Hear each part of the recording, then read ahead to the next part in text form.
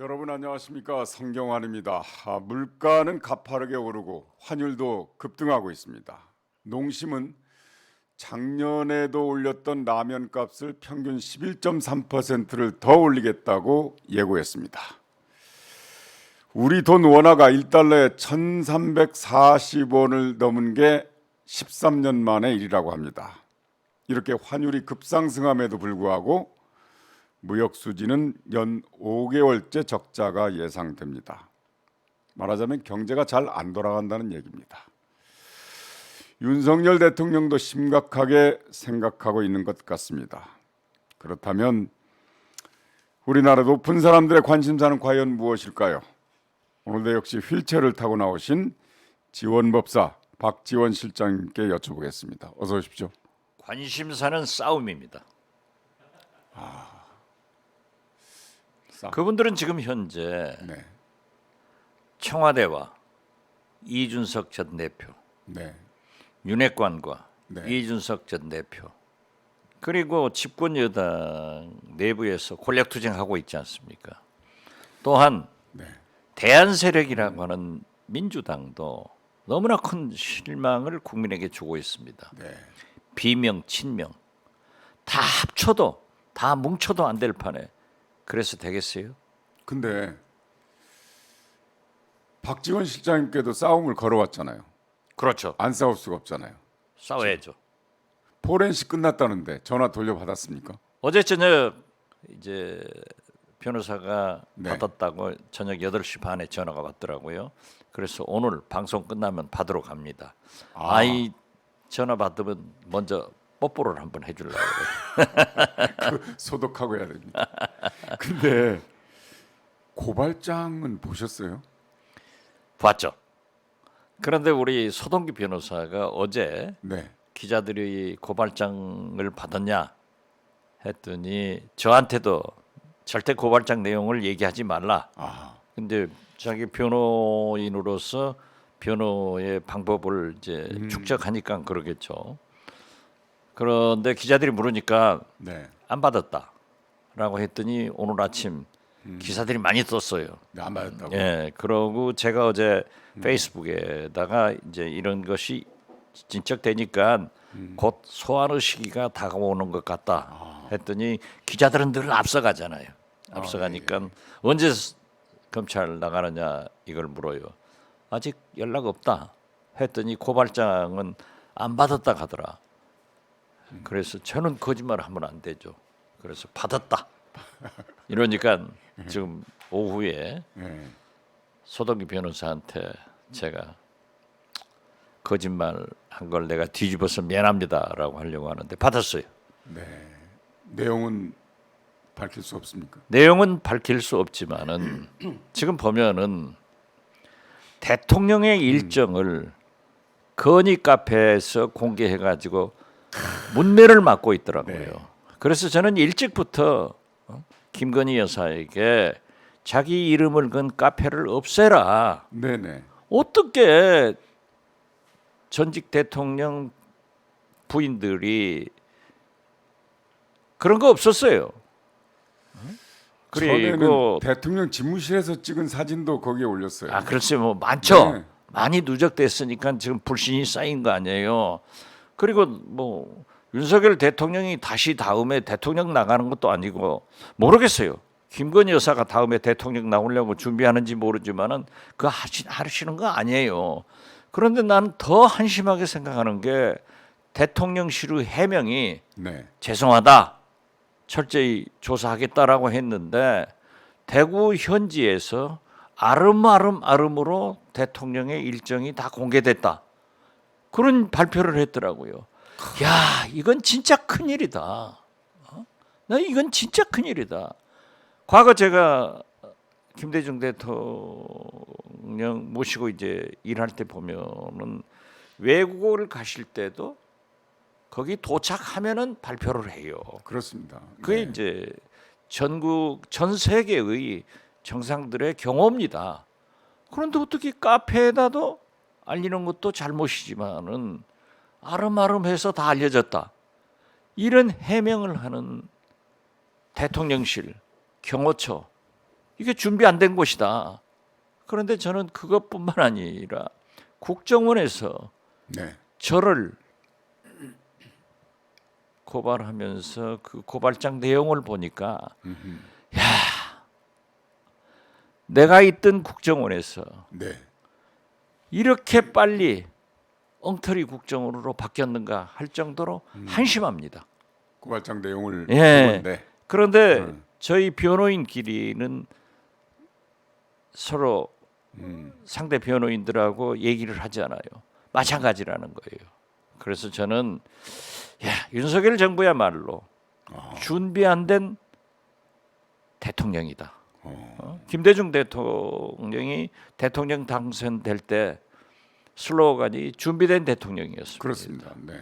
그런데 이렇게 준비 안 된 아마추어 대통령이 탄생해가지고 도도처처해서 대통령실이 그 모양이니까 국정원까지 이렇게 빨리 전파되는구나 해서 저는 국정 전체를 지금 현재 윤핵관들이 심어놓은 네네. 청와대 비서관 행정관들 자꾸 뭐가 공개되니까 뭐 감찰 세게 한대요. 네네. 그랬더니 또 그게 뭐 권력 투쟁이냐 하는데 그건 아닌 것 같아요. 나는 김대기 실장 오늘 처음으로 칭찬하는데 김대기 실장이 강한 감찰을 해서 속아내겠다. 아, 네. 그래서 이미 행정관 3명 몰아냈다는데 아주 잘하고 있다. 그 면은 잘하고 있다. 네. 그런다고 해서 계속 유임해서는 안 된다. 이렇게 말씀드립니다. 대통령의 일정이 사전에 민간인에게 알려진다는 건 있을 수가 없는 일이거든요. 있을 수가 없죠. 사실은 그 대통령실 출입 기자들한테도 사전에 고지를 하긴 하되 엠바고를 딱 걸거든요. 엠바고 걸죠. 네. 그리고 출입 기자들이 풀로 가면서도 네. 철저한 엠바고를 하잖아요. 경호원들이 전전긍긍합니다.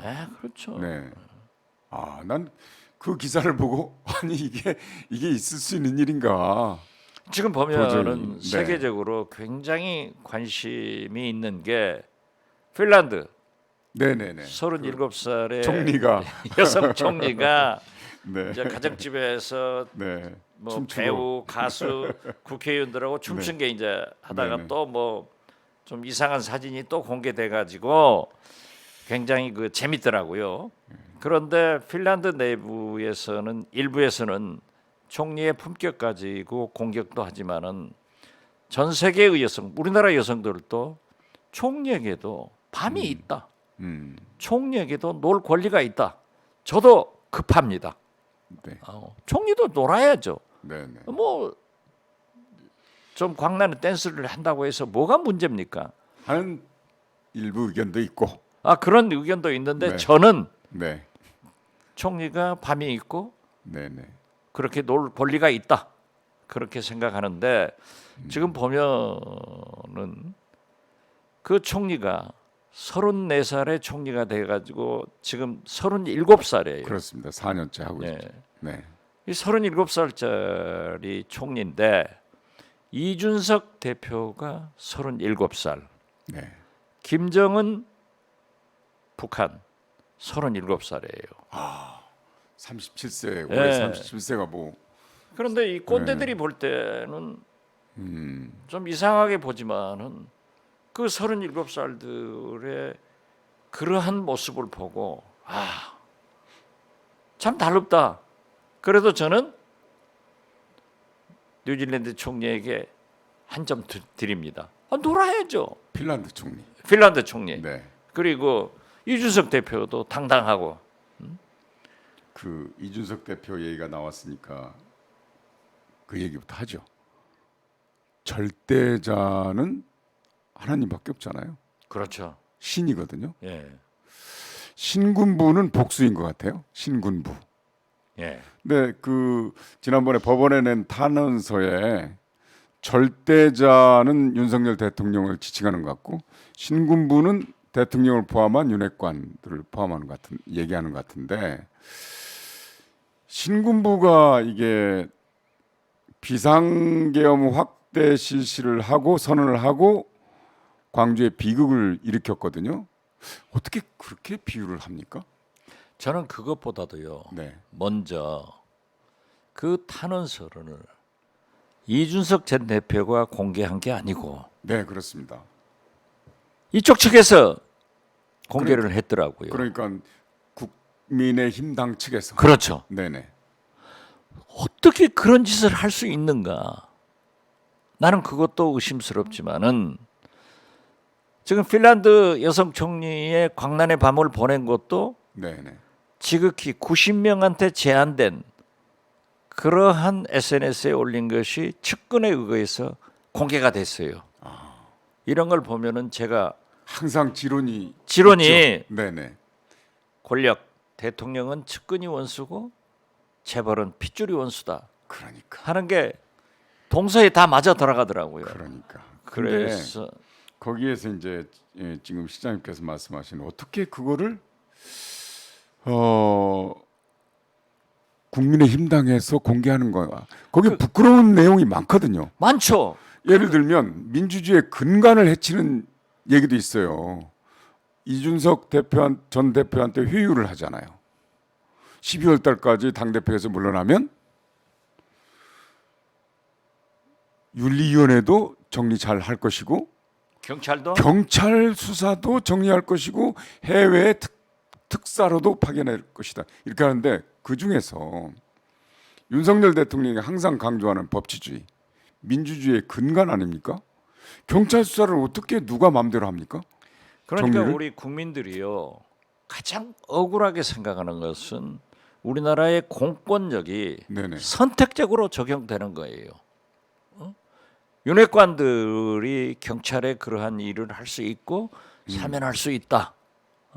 저는 처음에 특사 이렇게 해서 제목만 보고 야 이거 혹시 유죄 판결을 받더라도 사면해 주는 것 소리 아닌가 하고 깜짝 놀랐는데 그건 아니더라고요. 해외 네네네. 외국에 특사로 보내준다라고 했는데 선택적 공권력이 적용되니까 법은 만인 앞에 평등하지 않은 거예요. 그러니까 자 보십시오.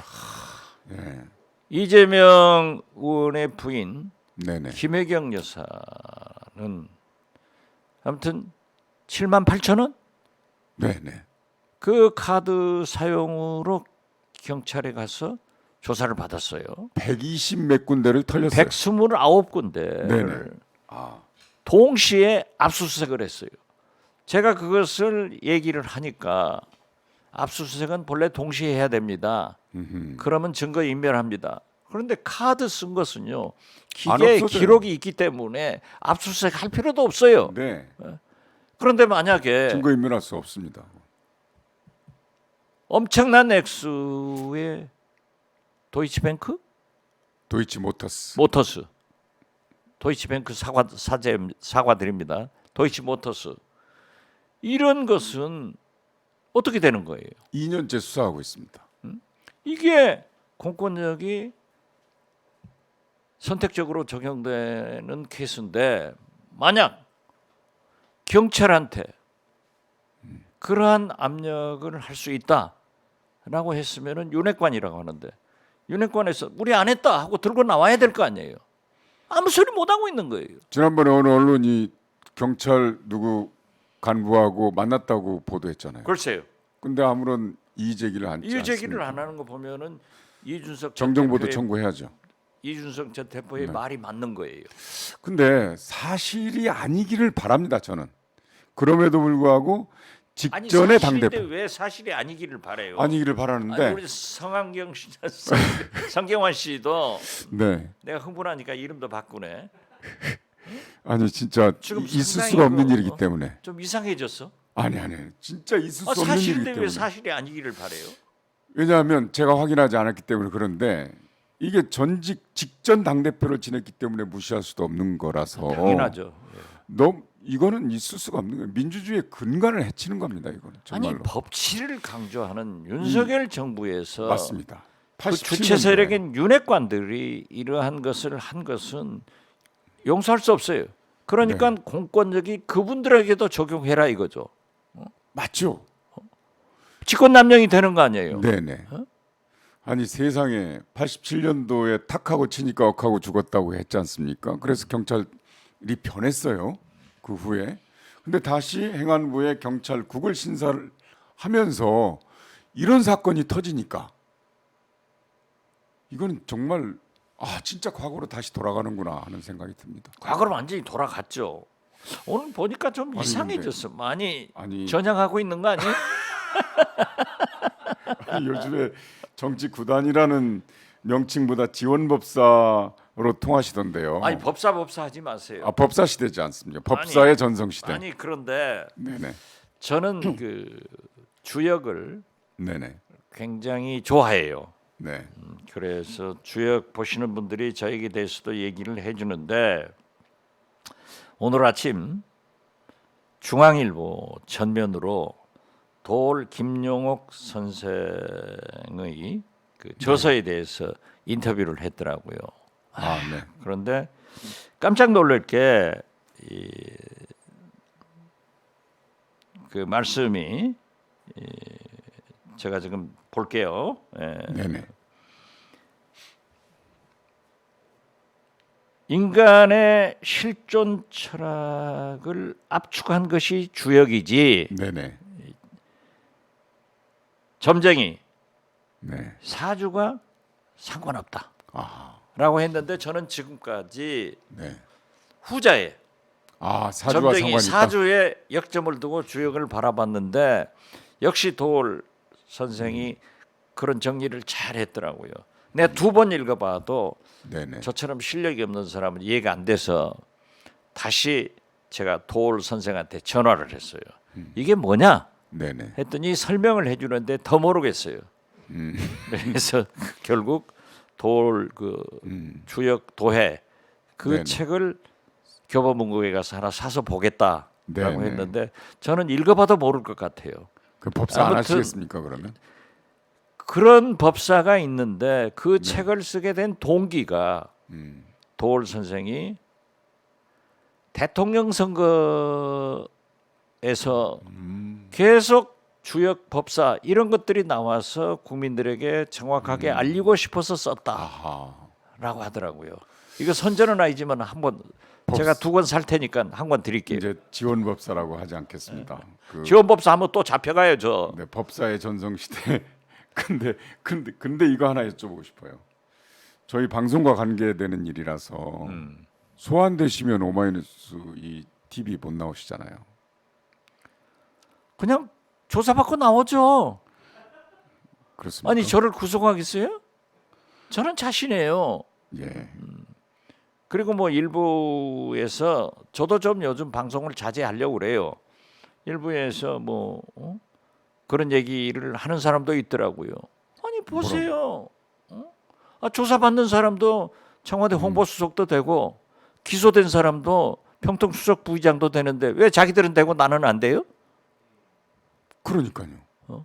무죄 추정 원칙이 있는 거고 저는 아니 그리고 당당해요. 내가 국정 개혁했지 뭐 잘못한 일은 삭제 지시? 네. 거기 있잖아요. 예. 이번에 누가 그러니까. 보내준 네. 그걸 보면은 그런 판례가 있더라고요. 걱정 없어요. 걱정하지 않겠습니다. 지금 오마이 TV 안 나오면 저는 또 좋아요. 다른 데 가서 돈 많이 버니까. 이건 고정입니다. 고정이에요. 고전인데 네. 지금 모르겠어요. 제 통장을 한번 찍어봐야 되는데 아니, 저 출연료 얼마나 줘요? 김 PD님 출연료 드립니까? 이거 외상은 싫은데. 예. 그 지난번에 국회에서 감사원장이 감사원의 역할을 대통령의 국정 운영을 지원하는 기관이다 해가지고 논란이 심했잖아요. 그 이게 반헌법적인 발언. 감사원장의 말씀은 세계 기네스북에 올라가야 돼. 그러니까요. 세상에 감사원장이 저도 좀 그분 알아요. 네. 그분 아는데 제가 법사위원을 오래 했기 때문에 나는 그런 분인지 몰랐어요. 그러니까. 아니 지금- 감사원이 똑바로 서야 그러니까. 나라 기강이 바로 섭니다. 그러니까요. 공무원 기강이 바로 서는 거예요. 대통령한테는 다 함당하면은 그 말이 돼요? 난 그 아니- 세계 기네스북에 한번 올라갈 어록이라고 생각합니다. 네, 그래서 이게 헌법에 반하는 발언이었기 때문에 예. 이제 그걸로 논란을 일으킨 걸로 끝날 것이다라고 생각했는데 예. 지금 감사원이 판을 키우는 거 보면 이분이 말한 대로 가지 않나 하는 생각이 듭니다. 지금. 완전히 가고 있죠. 네. 그런데 또 하나 재밌는 것은 지금 현재 감사원 사무총장이 아주 그 정권 핵심의 모든 것을 하고 있는데, 실세라고 해요. 예, 실세인데 그런데 거기에 또 제동을 거는 말씀도 했더라고요. 어떻게 됐든 이게 말이 안 돼요. 방통이나 국가 권력이 아니 이제 하다 문재인 정부의 백신 보릿고개에도 감사한다고 했더라고요. 그 세계적인 현상을 질병청도 감사한다. 글쎄 질병청 정은경 청장이 나갔던 질병청. 글쎄요. 왜 백신 확보 못했냐? 그건 지금 백신은요 어느 나라든지 개발을 하면은 정부 지원이나 개인이 투자를 하더라도 백신 개발이 안 되면은 무효가 됩니다. 네. 그건 다시 찾을 수가 없어요. 그게 세계적인 전부 일인데 그렇기 때문에 엄청난 그 투자를 정부에서도 해주는 거예요. 그러나 네네. 개발 안 되면은 끝이에요. 끝나는 거죠. 구상권도 행사할 수 없는 거예요. 네네. 그게 독일이나 프랑스 같은 세계 과학을 이끄는 그런 나라에서 개발 못 해버리고 결국 미국과 영국은 성공했지만은 바이자, 네네. 모더나가 미국이 석권을 했잖아요. 맞습니다. 그러한 내용을 어떻게 감사한다는 거예요? 그리고 그런 것뿐만 아니라 이제 그래서 야당이 반발하는 과정에 이런 얘기를 했어요. 문재인 정부의 핵심 정책을 지금 감사하겠다고 하는데 정책의 적절성 문제를 과연 감사원이 감사할 대상인가 이 문제를 따졌더라고요. 그럼 감사원 그 헌법을 한번 봤어요. 네. 정책 감사하는 게 아니더라고 보니까 명시된 게 97조에 국가의 세입 세출의 결산, 국가 및 법률이 정한 단체의 회계 검사와 행정기관 및 공무원의 직무에 관한 감찰 이게 명시가 되어 있습니다. 그렇습니다. 예. 그럼- 제가 법사위원을 뭐 상당히 12년을 제가 했기 때문에 감사원의 이제 업무 보고도 받고 국정감사도 했는데 항상 왜 뒷북 감사하냐? 네네. 예방 감사를 해서 지도를 해야 된다. 그래야 비리 부정이 없어질 것 아니냐 하고 필요성을 느끼면서도 그분들이 꼭 뒷북 감사를 해가지고 문제를 일으켜요. 네. 그런데 4대강 감사도 보면은 얼마나 감사원이 엉터리냐 하면은 대통령이 바뀔 때마다 제가 4번 보고를 받는데 4번 다 보고 내용이 달라요. 그리고 감사원장이 바뀔 때마다 또 달라요. 또 그런가 하면은 감사원장과 사무총장 간의 알력으로 또 달라요. 아하. 이런 엉터리 감사원이 어디 있냐 하고 질책을 했지만은 어떻게 됐든 아니 감사원은 청와대나 국정원이나 어디나 감사를 해서 비리나 잘못된 것을 고쳐주는 거예요. 대통령 뒷받침한다고 하면은 대통령실에서 하지 왜 감사원이 필요해요? 그러니까요. 이준석 전 당대표가 전에 그런 말을 했잖아요. 기자회견에서 국민의힘당의 파시즘, 국민의힘당의 전체주의, 또 박정희식 계획경제로부터 벗어나야 된다 이런 얘기를 했는데 그러면서 이번 탄원서의 내용과 연결시켜 보니까 확실히 좀 민주주의와는 좀 배치되는 그런 것 같아요. 완전히 배치되죠. 네네. 그리고 이준석 전 대표가 지금 국민의힘 네. 중진들로부터 윤핵관들로부터 몰매를 맞고 있지만은 바른 말 많이 했어요. 윤석열 대통령을 용산 지무실에서 만나가지고 북한 방송을 개방하자. 그러면 우리의 우위성을 더 나타낼 수 있다. 이런 것은 진짜 37살의 괜찮은 대표로서 전략이잖아요. 괜찮은 그런 네네. 분이에요. 아무튼 핀란드 총리나 37살. 김정은이나 이준석 이게 참 우연히 일친지는 몰라도 그런 게 37살. 있어요. 썸띵이 있어요. 그런데 37살. 청년 정치인이지 않습니까? 그렇죠. 저는 어. 바이든하고 동갑이에요. 근데 그분이 더 늙으셨어요. 아니 그래도 네. 바이든 대통령이 재선 나오면은 저도 한번 출마 생각해 선언을 할 거예요. 보시겠습니까? 왜 웃습니까? 아니 그냥 이 노장층의 네. 조화를 이루어야 국정이 잘 되는 거예요. 맞습니다. 근데 이 청년 정치인 이준석이 한판 붙자는 것 아닙니까? 지금 운명을 걸겠다는 것 아닙니까? 그렇죠. 승산은 있습니까? 저는 이제 며칠 전에도 네. 여당의 즉 국민의힘의 상임고문 네네. 그리고 민주당의 상임고문 이제 우리 또래들 아니에요? 네네. 그러니까 우리 때는 여야가 서로 대화를 해서 그냥 친구로 잘 지내요. 그래 지금도 같이 잘 놀아요. 또 같이 또 감옥에 가서 감옥 동기생들이라 더 친하죠. 거기에서 얘기를 하면서도 굉장히 걱정들을 했어요. 나라 걱정이 된다. 오늘 아침 보세요. 우리나라 출산율이 0.7%대로 세계 최저. 세계 최저입니다. 방금 말씀하신 대로 연속 5개월 무역 적자가 계속되고 네. 이게 심각한 거예요. 물가 등 그런데 과연 이준석 전 대표가 옳은 행동을 하느냐? 그런데 우리 서너 명 만난 그 정치 동년배 친구들도 말은 맞다. 네. 말은 옳은 말이다. 그러나 우리가 꼰대가 생각할 때는 대통령에 대한 금도를 넘었지 않느냐. 그러면 이것을 어떻게 해결할 거냐. 우리가 나라 걱정하자.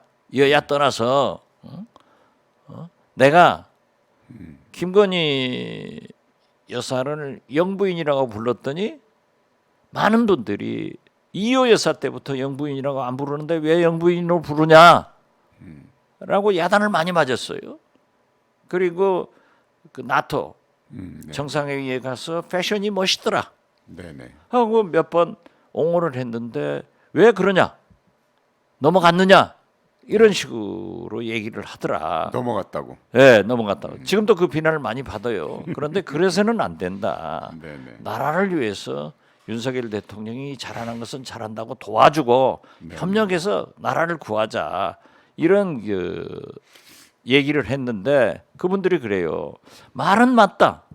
그런데 우리 개념으로 볼 때 좀 대통령한테 금도를 지켜줘야 되는데 그걸 안 하지 않냐. 소위 싸가지가 없지 않냐. 네네. 버르장머리가 없지 않냐. 그래서 제가 그랬어요.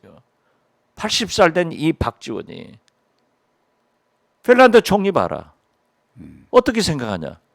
우리 기준으로 총리가 품위를 못 지켰다라고 하지만은 세계의 여성들은 총리에게도 밤이 있고 댄스할 수 있는 권리가 있다. 네네. 우리가 거기를 바라보자. 그렇기 때문에 나는 이준석 대표가 다소 네. 버르장머리 없고 도가 지나쳤다 하더라도 그 지적은 옳기 때문에 해결의 방법을 모색하자. 했더니 우리 거기 앉은 사람들이 다 처음에 윤석열 대통령이 풀었어야 되는데 체리 따봉 네. 이걸 보내가지고 문제가 됐다. 이것은 국민의힘 최재형 의원도 주호영 비대위원장도 김종인 전 비대위원장도 똑같은 의견을 피력했더라. 그러나 이제 안 되면은 지금 타켓이 누구냐? 매일 쏴대지 않냐? 네네. 미사일을. 그런다고 하면은 정치력을 발휘해서 억울해도 또 경찰 만났다고 해도 말도 못하는 윤핵관들이 책임지고 물러가줘야 수습이 되고 권성동 원내대표는 측근이기 때문에 희생을 해줘야 전국이 수습되고 윤석열 대통령이 성공할 수 있다. 자, 김대중 정권에서도 박지원이 물러갔고 이명박 정권에서도 이재호가 물러갔고 네.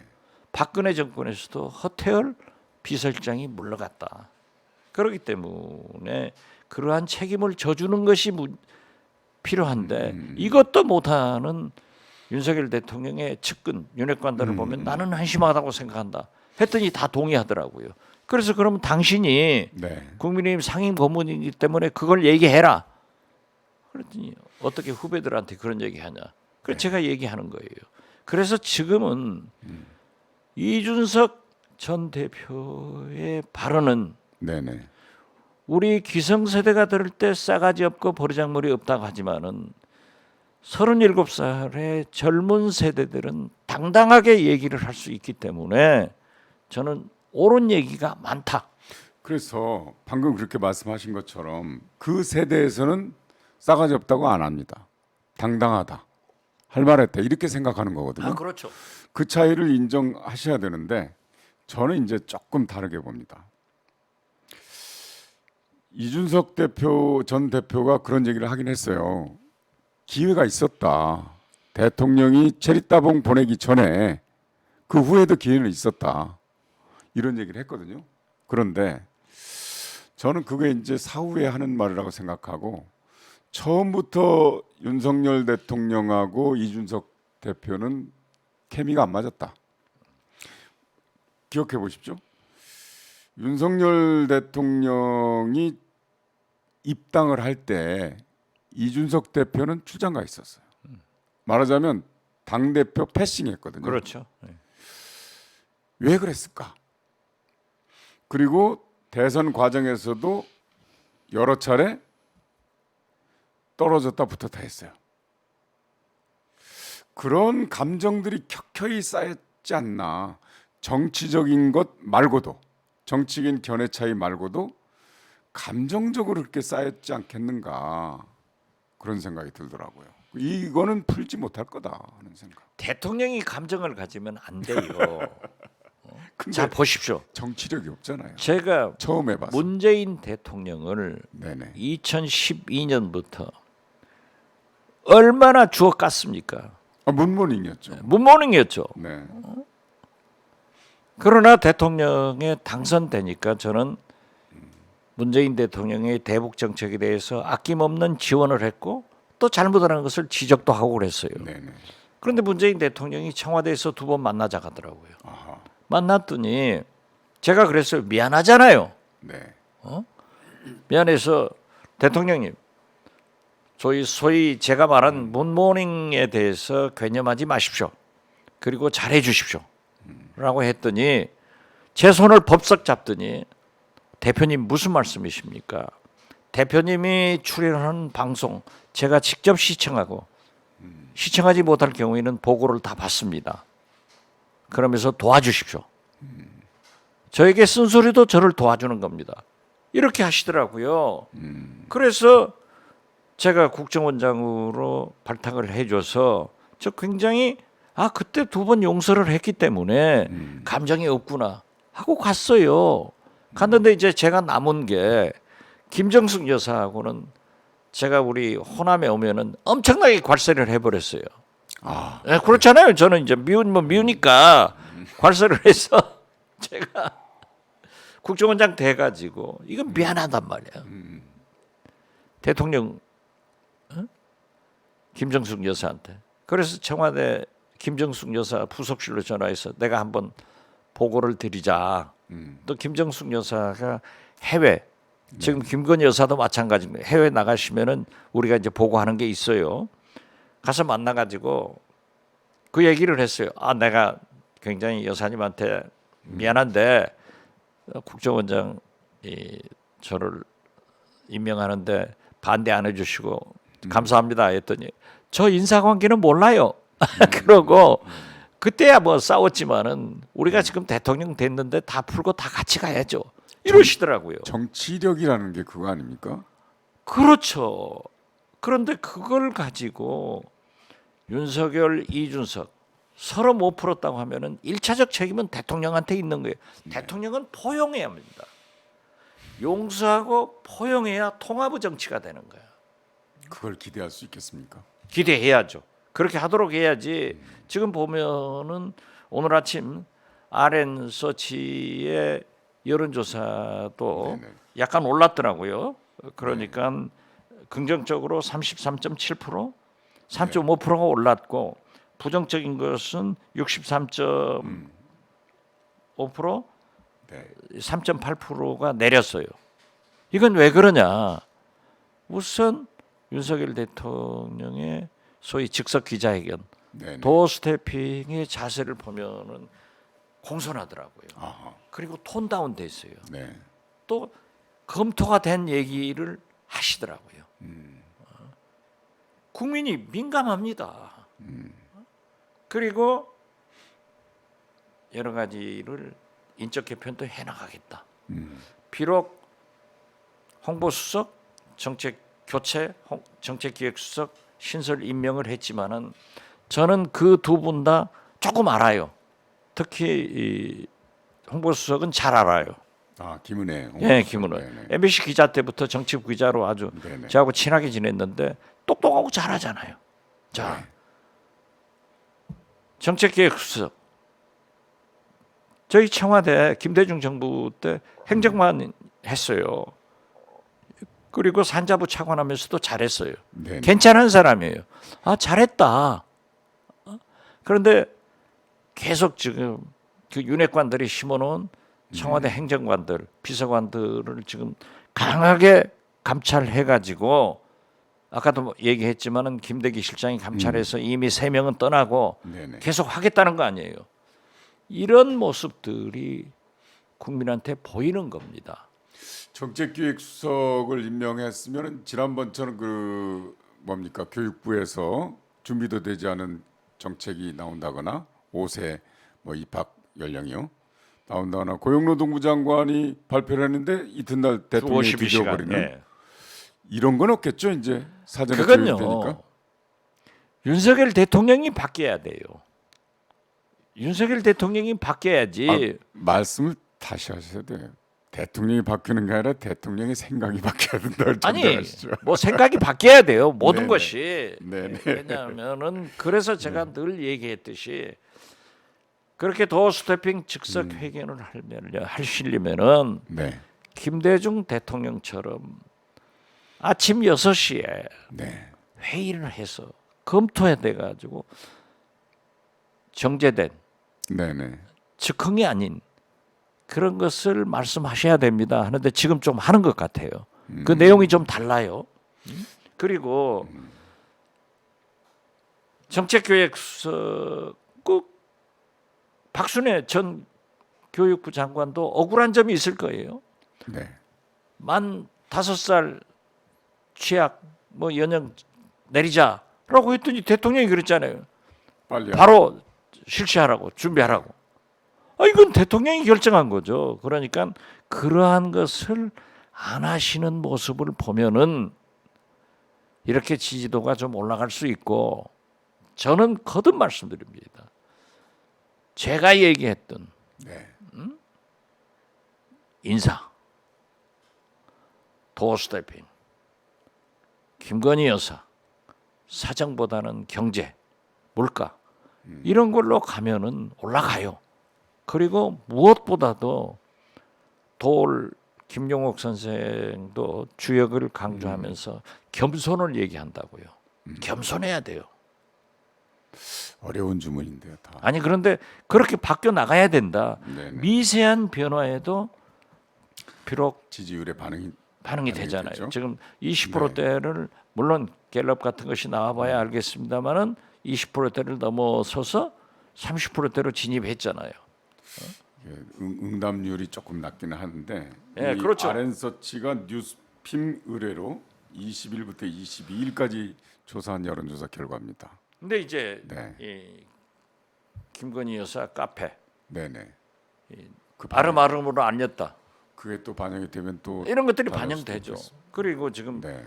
저출산 0.7%대, 연속 5달 무역 적자, 1,340원대를 넘어가는 환율, 환율.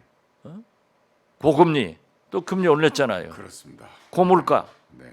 이런 것이 어떻게 작용되느냐 이런 거예요. 그래서 저는 그 불필요한 국정원 조사해서 나올 것도 없어요.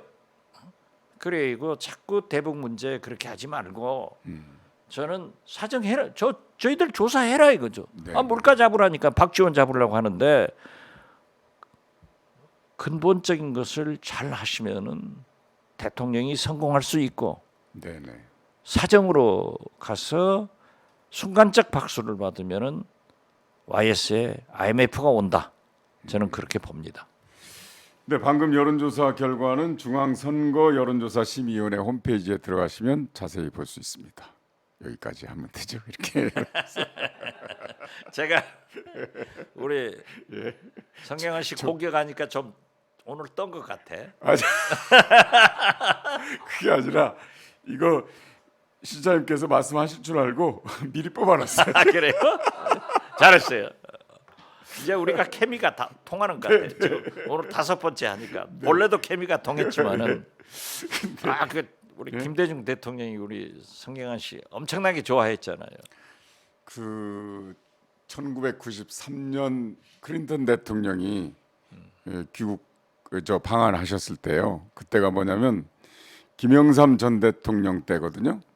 그러니까 김대중 전 대통령이 케임브리지에서 그렇죠. 막 돌아오셨을 때 그때 힐튼 호텔에서 네, 토요일 날인데 제가 기억해요. 그럼요. 저녁 전화 받고 제가 나갔어요.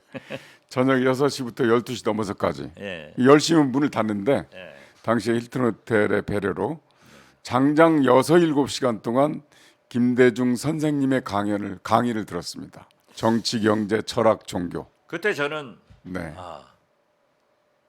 성경환 씨가 MBC를 간두고 이 캠프로 오겠구나라고 했는데 그걸 한번 얘기를 했더니 성경환 씨는 역시 언론계에 남아서 네. 바른 말을 해주는 사람이 돼야 된다 하고 지금까지 해오셨는데 네. 오늘 보니까 아무래도 기분이 좀 이상해요. 전향하지 마세요.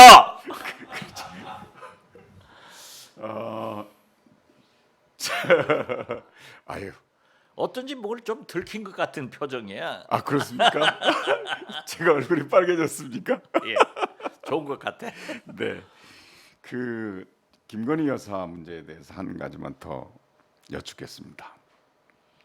지금 국회 운영위원회하고 법사위원회가 김건희 여사가 주제가 됐어요. 그러대요. 여당은 철벽 방어를 하고 야당은 송곳처럼 공격을 했지만 뚫지는 못했던 것 같습니다.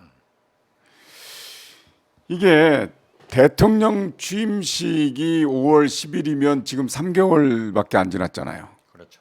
근데 그 명단을 폐기했다는 게 말이 됩니까? 그건 말도 안 되죠. 아니 이게요. 네. 첫째 경호상에도 보관을 해야 되는 겁니다. 네. 만약에 대통령께 불의의 사고가 있을 때 우선 당연. 그러한 대통령 행사에 참석한 사람부터 다 보는 거예요. 법적으로 또 보관하게 돼 그건 있어요. 있을 수가 없죠. 대통령 그러니까 기록관실로 들어가게 돼 자꾸 있어요. 공권력이 선택적으로 적용되고 네. 이 준비가 안 된 윤석열 정부라 눈 가리고 아웅한다니까. 그 명단에 도이치모터스 관련자들, 주가 조작 관련자들, 그 회장인가 누구의 아들도 있고요. 보수 그 지금 뭡니까 양산에서 양산에서 이렇게 했던 그 유튜버들도 있고 이번에 그 관저라든가 어디 공사의 참여 건설업체 대표도 있고 이미 사진도 언론에 보도가 됐고 그거 없앤다고 없어지는 겁니까 그게? 어머님 네. 관계자들도 했고. 그랬더라고요. 그러니까 그게 당당하다면 왜 밝히지 못합니까? 그러니까 제가 말씀드린 거예요. 제가 수십 년 정치를 해서 얻은 네네. 지혜를 4가지를 말씀드린 거예요. 만약에 네네. 김건희 여사를 공적 관리를 해줬다고 하면은 네. 그게 되겠느냐 이거죠. 맞습니다. 안 되는 거예요. 지금도 한덕수 총리께서 말씀하신 대로 대통령이 고집이 세서 그런지 모르지만은 그게 문제가 되는 거예요. 자, 그 뭐 공사가 뭐 12억 몇천만 원, 8천만 원 이거 가지고 거기다 그 아는 사람한테 네. 수의 계약 줬다. 그 사람이 저 취임식에도 참석했다. 이런 게 나오더라고요. 네. 그러니까 민주당에서는 김건희 특검, 김건희 국정조사를 당연히 요구할 것 아니에요. 네, 네. 그러나 저는 이렇게 강대강으로 가서 또 상대적으로 이 정부에서는 이제 확실하게 이재명 의원이 당대표 되는 거 아니에요? 네, 네. 이재명 대표의 사법 리스크, 그의 부인 김혜경 여사의 법카 이런 것들이 한꺼번에 몰려가지고 계속 물가 대책을, 경제 대책을, 청년 일자리를 수기해야 될 국회가 강대강으로 가서 전쟁을 하면 이 나라가 어디로 가느냐 이거예요. 이런 것을 총체적으로 윤석열 대통령은 법치만 검찰총장식으로 강조하지 말고 정치를 잘 하셔라. 이런 거예요. 선택적 법치는 안 되죠. 글쎄요, 그러면 안 되죠. 그래서 항상 김건희 여사의 리스크는 상존하기 때문에 그 리스크를 사전에 예방할 수 있는 특별감찰 그것도 임명해야 되는 거 이건 아닙니까? 법적으로 있으니까 임명해야죠. 네네. 그런데 뭐 뭐 북한 하나 인권 뭐 재단 그 그거하고는 문제부터 전혀 상관이 없는데 상관이 없죠. 왜 같은 묶음으로 하자고 하죠? 글쎄요, 그러니까 하기 이제, 싫다는 거 아니겠습니까? 예, 보수 단체니까 보수 네네. 정권이니까 그런 것을 요구할 수도 있어요. 아니 근데 그렇지만은 또 따로 요구한다는 글쎄요. 모르지만 예. 같이 묶어서 하자는 게 이해가 안 가는 거죠. 그것은 아니죠. 저 안 넘어갔죠? 그렇죠. 예. 그걸 보세요. 네네. 바이든 정부에서도 대북 정책을 제안하면서 북한 인권 문제, 인권 특사는 임명하지 않았잖아요. 네네. 그리고 대북 특별 대표를 임명한 거예요. 이것은 구동존이야.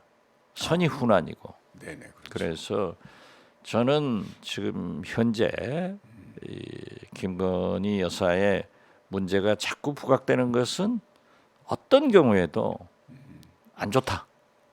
그렇기 때문에 특별감찰 제도를 빨리 국회에서 처리해가지고 윤석열 대통령은 임명해서 제도적으로 법적으로 제약을 해줘야 돼요.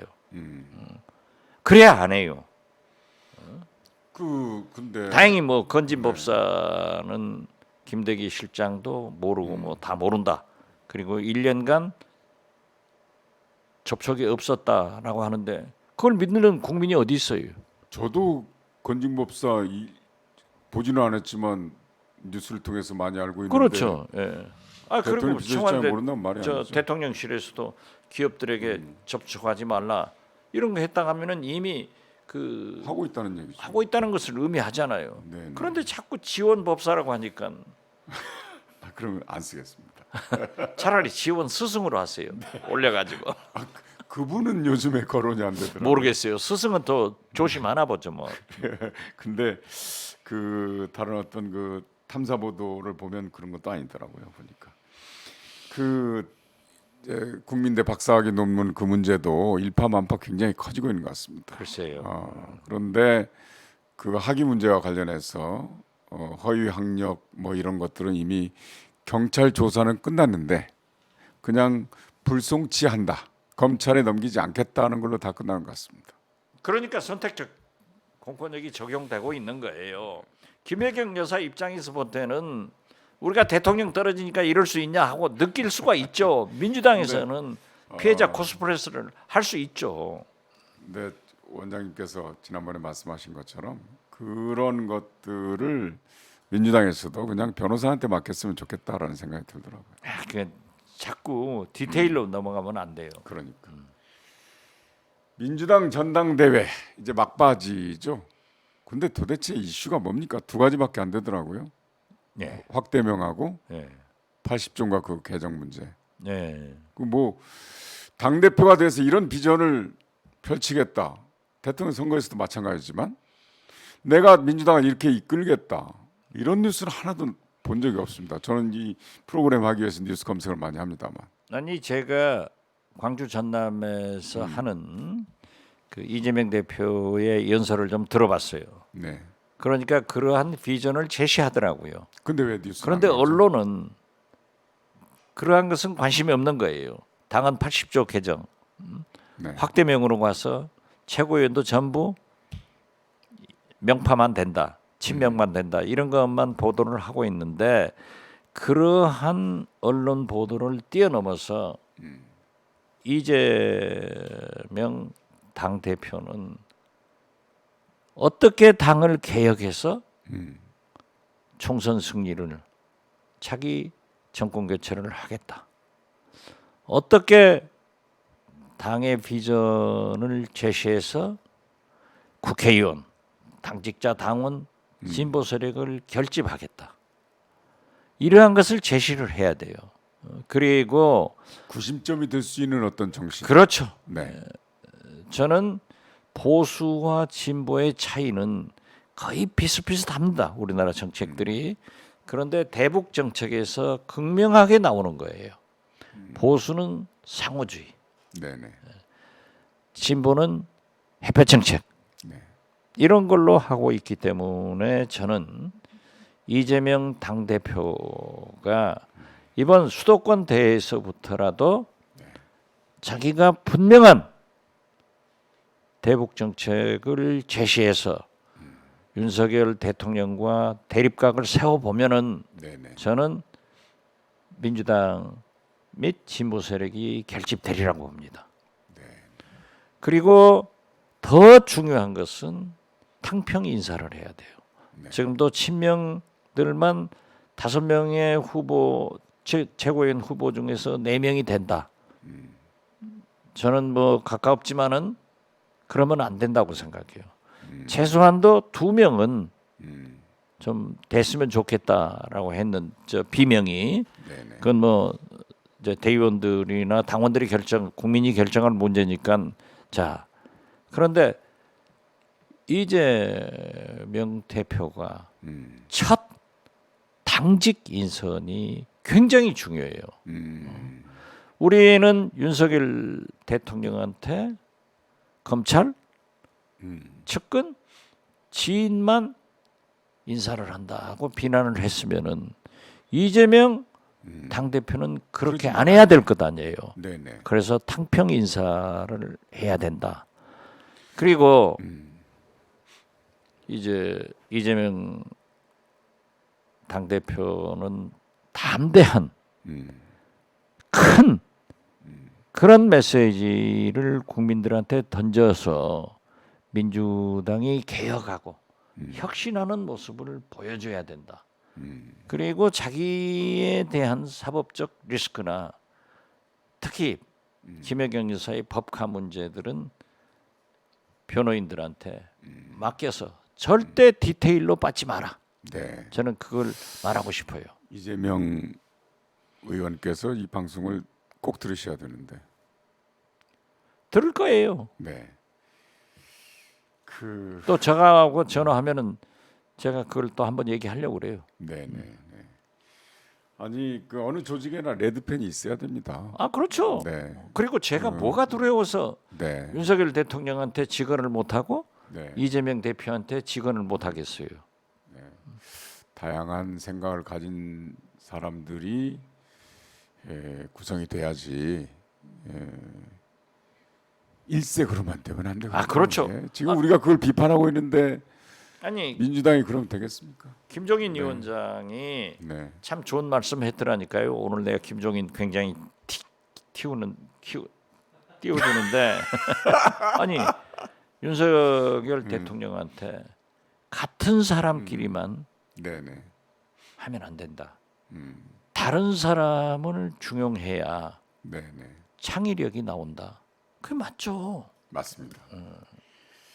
김대중 대통령이 일본 대중문화 개방을 할 때 엄청난 문학의 국민들 언론의 반대 때 우리의 문화는 5천 년간 중국 문화의 지배를 받았지만은 오히려 독창적으로 더 발전했다. 맞습니다. 그래서 개방해서 경쟁할 때 발전하지 닫아놓고 폐쇄적으로 할 때는 안 된다 했는데 그렇게 개방해가지고 됐잖아요. 네. 그래서 저는 그 김종인 위원장의 말씀을 들으면서 우리가 흔히 네. 다 아는 사실이지만은 김대중 대통령의 대중문화 개방 때의 말씀이 생각나더라고요. 맞습니다. 그러면 이재명이 먼저 해야죠. 그리고 지금 보십시오. 박근혜 대통령이 경제민주화 민주당 정책이었어요. 맞습니다. 갖다가 써가지고 대통령 됐잖아요. 했는데 되고 나서 안 했죠. 네. 안 했는데 저는 지금 현재 윤석열 대통령이 3대 개혁 연금, 교육, 노동 네. 이거 필요하단 말이에요. 그런데 그 개혁은 국회에서 법령의 뒷받침이 안 되면은 안 돼요. 그러니까 그렇게 하지 말고 차라리 이재명 대표는 개혁의 혁신의 모습을 민주당 내부에서 거의 3분의 2 의석이기 때문에 그런 3대 개혁을 주도적으로 KF를 하죠. 만들어서 네. 민주당이 주도적으로 해나가겠다 하면은 저는 상당한 국민적 지지를 받고 개혁 정당의 정책 정당의 모습도 갖춰진다 그렇게 생각합니다. 다음 주제로 한번 넘어가 보죠. 어제가 우리가 중국하고 수교한 지 30주년 되는 날이거든요. 그러니까 노태우 정부 때 한 겁니다. 이게 1992년. 그렇죠. 30년 동안에 대한민국과 중국과의 관계는 엄청나게 변화가 됐죠. 그렇죠. 근데 지금은 뭔가 삐그덕거리는 건 아니지만 약간 그런 기운도 있고 이게 뭔가 변곡점이 되지 않나 하는 생각이 드는데요. 어제 기념식도 한 것 같은데. 예, 중국과의 수교를 위해서 김대중 대통령은 4대국 보장론 네.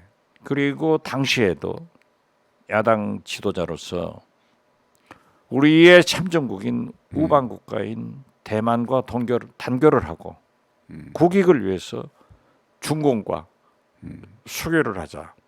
그때 많은 그 김대중 대통령의 사상을 의심했죠. 보수 측에서 엄청나게 의심을 했어요.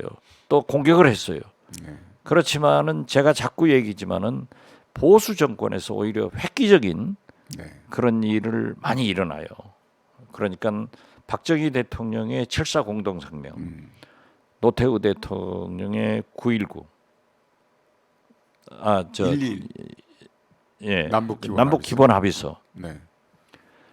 그런데 자 전두환 대통령, 노태우 대통령이 사망했을 때 전두환 대통령이 내리는 국민적 시각과 노태우 대통령한테 내리는 시각이 어디 있어요? 그러한 남북 기본 합의서나 중국과 중공과의 수교를 통해서 오늘날의 한중 관계를 맺게 한 그런 것이 평가된 거라고요. 그래서 저는 지난번에 펠로시 네네. 미국 하원 의장이 오셨을 때 윤석열 대통령이 반드시 만나야 된다. 그걸 촉구하기 위해서 반어법으로 했다가 저 정치 구단증만 뺏겼다가 다시 찾아왔습니다. 그런데 그때 만약에 네네. 같은 서울 하늘 아래에 있으니까 미국의 의회 지배력은 상상을 불허할 정도로 높고 네네. 또 외교도 엄청나게 셉니다. 네네. 그러니까 펠로시 의장을 만나서 우리 한미 동맹에 대해서도 굳건히 확인을 하면서 우리가 한중 경제 협력의 필요성을 계속 설명해 줬어야 돼요. 자, 우리가 쿼드에 처음에는 가입해라 어쩌라 하는 소리가 있다가 지금 없어졌잖아요. 네네. G4만 하더라도 우리가 가입하지 않을 수 없다. 그렇지만 우리 반도체는 홍콩까지 61%가 중국에 수출하고 시장이죠. 있는데 네네.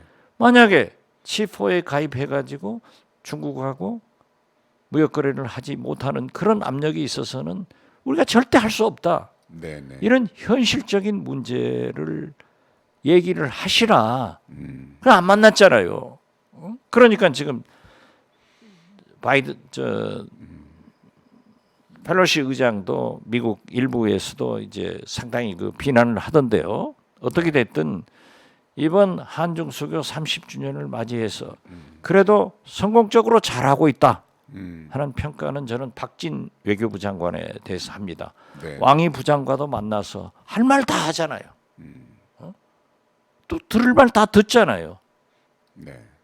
그래서 저는 이번에 그 윤석열 대통령께서도 시진핑 주석과 만나겠다.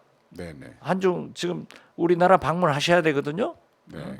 그러면 이번 뭐 자기 3기 문제가 어떻게 될지 모르지만은 만나서 하실 말씀을 다 하시는 거예요.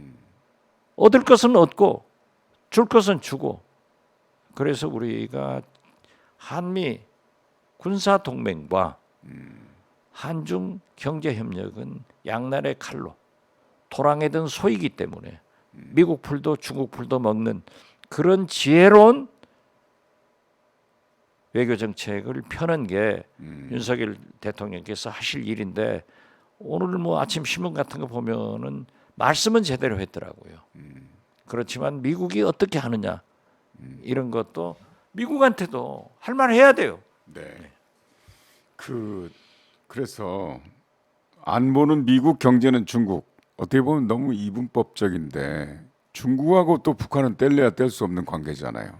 그래서 중국과 우리는 경제뿐만 아니라 안보하고도 밀접한 관계가 있는. 엄청난 관계죠. 네. 네. 그건 제가 늘 주장을 합니다만은 네. 유엔이나 미국이 북한에 대한 경제 제재를 중국이 동참해주면은 네. 북한이 어려워져요. 그렇지만은 중국은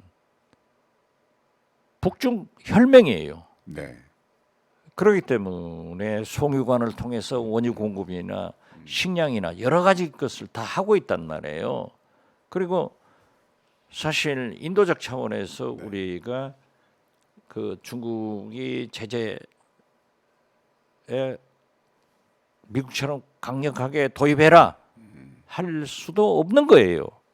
그러나 북한 핵 문제를 해결하는 데는 가장 큰 영향력을 가진 게 중국이기 때문에 우리는 안보 차원에서도 협력을 하고 또 미국도 지금 현재 그 중국을 통해서 북한의 핵실험을 해서는 안 된다 네네. 하는 메시지를 전하는 것으로 알고 있습니다. 저도 그렇기 때문에 우리 나름대로 아마 박진 외교부 장관도 그러한 문제를 말씀했다고 그러더라고요. 그래서 그 안보 차원에서도 절대 한중 간에는 무시할 수 없다. 그리고 한미도 그렇습니다. 군사 협력만 되는 게 아니에요.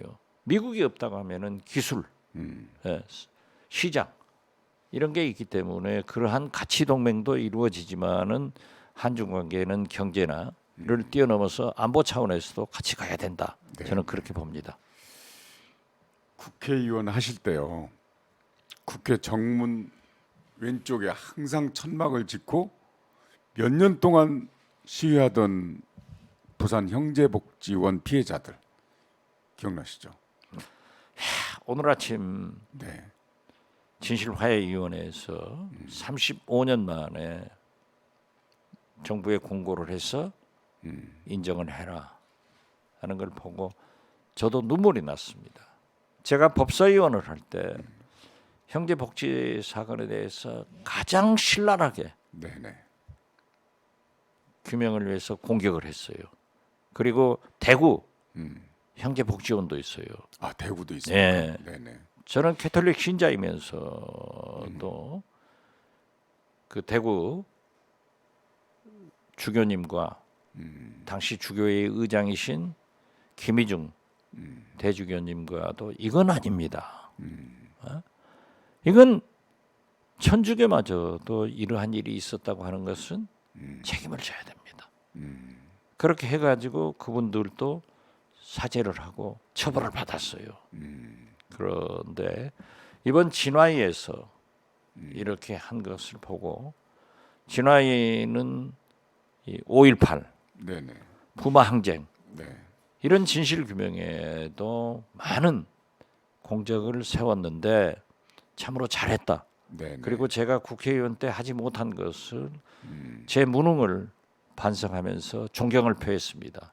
이번에 보면은 정부에서 특히 한동훈 장관이 인혁당 문제 그것도 해결했고 또 4.3 네네. 이런 문제도 진일보되게 해결했다고 하면은 이 진화위의 권고를 반드시 받아들여서 사과를 하고 진실 규명하는데 또 배보상하는데 정부가 네네. 나서야 된다 네네. 하는 말씀을 드립니다.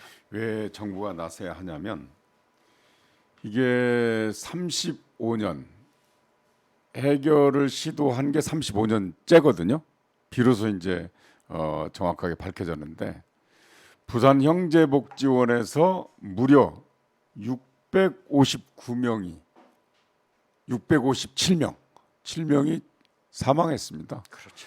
1975년부터 1988년까지 그러니까 박정희 정부의 말부터 말 4년이죠. 그리고 전두환 정권이 끝날 때까지 부산 형제복지원에서 552명이 그동안 죽어나갔다 이렇게 밝혀졌었는데 이번에 진화위에서 105명이 더 사망했다는 것을 확인했습니다. 예. 근데 거기에 중요한 게 왜 국가가 배보상을 해야 되냐면 국가 차원에서 은폐하고 뭔가 축소하려고 했던 정황이 드러났다는 거죠. 예. 그래서 국가가 국가 차원에서 배보상을 해야 된다 하는 얘기를 진화위에서 지금 하고 있습니다. 진화위가 말이죠. 네네. 부마 항쟁 참여자들도 안 알려줬어요.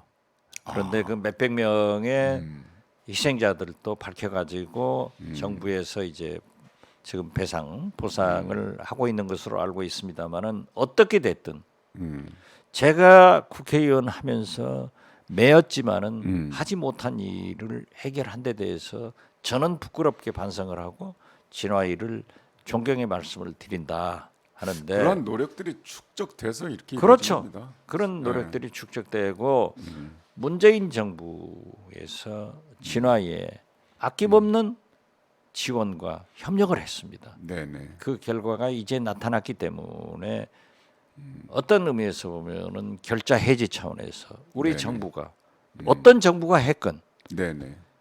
그러한 잘못을 진화의 권고로 사실이 밝혀졌기 때문에 네네. 우리 정부가 윤석열 정부가 거듭 말씀드리지만은 인혁당 네네. 문제, 제주 4.3 문제를 명쾌하게 해결하듯 그렇게 좀 해주면은 박수를 보겠습니다. 그렇죠. 이 국가가 하는 일이 정부가 하는 일이 민생을 챙기는 일이잖아요. 그렇죠. 국민의 안전과 이거 뭐 부산 형제복지원 사건이 바로 그겁니다. 저는 그렇게 생각합니다. 네, 수고하셨습니다. 오늘도 감사합니다. 시간이 많이 오바돼. 전향하지 마세요. 저는 어디에서 어디로 저장하는 겁니까? 저한테도 자꾸 전향하냐고 아. 그 질문을 많이 해서 전향하지 않겠다는 말씀을 오마이 TV에서 딱 박아놓으려고. 저는 그냥 제 양심을 팔거나 그러지 않습니다. 아니 그런데 계속 오마이 TV도 잘못하는 것만 얘기하면 안 돼. 네네. 잘하는 것은 잘한다고. 물론이죠. 얘기해요. 우리가 지금 인혁당 저도 4.3 오프닝에서 얘기했잖아요. 그렇죠. 네. 그렇게 해 나가야죠. 네네. 이렇게 시간 오바됐으니까 네. 거듭 말씀드리지만 우리 PD한테 출연료 또- 문제 해결해 주시기 바랍니다. 그러면 저도 진화위로 진정하랍니다. 네.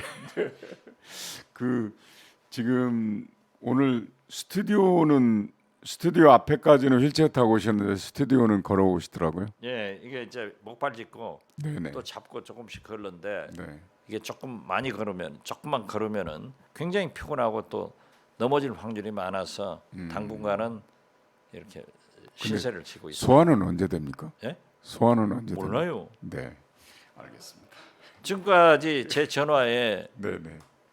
보낸 문자나 전화는 지금 검찰이 다 확인 이제 오늘부터는 제 거라니까요. 네네. 나 소환되기 바라요? 전혀 그게 걱정이 돼서 그렇습니다. 그러니까 내가 전향한다고 하는 거지. 빨리 쾌차하시고요. 예. 네. 다음에는 이제 휠체어 타 다음 주에는 예. 복도에서부터 걸어오실 수 있도록 그렇게 하겠습니다. 바라겠습니다. 고맙습니다. 소환되기를 바라니까 빨리 소환되겠습니다. 전혀 그렇지 않습니다. 감사합니다. 예, 감사합니다. 자, 여러분 오늘도 민생과 국민의 안전을 좌우하는 정치 현안을 때로는 날카롭게, 때로는 부드럽게 분석하시고 또 제안을 제시하는 분, 장관과 국정원장을 역임하신 박지원 전 대통령 비서실장을 모시고 성경환이 묻고 박지원이 답하다를 진행했습니다. 여러분 다음 주 이 시간에 다시 뵙겠습니다. 안녕히 계십시오.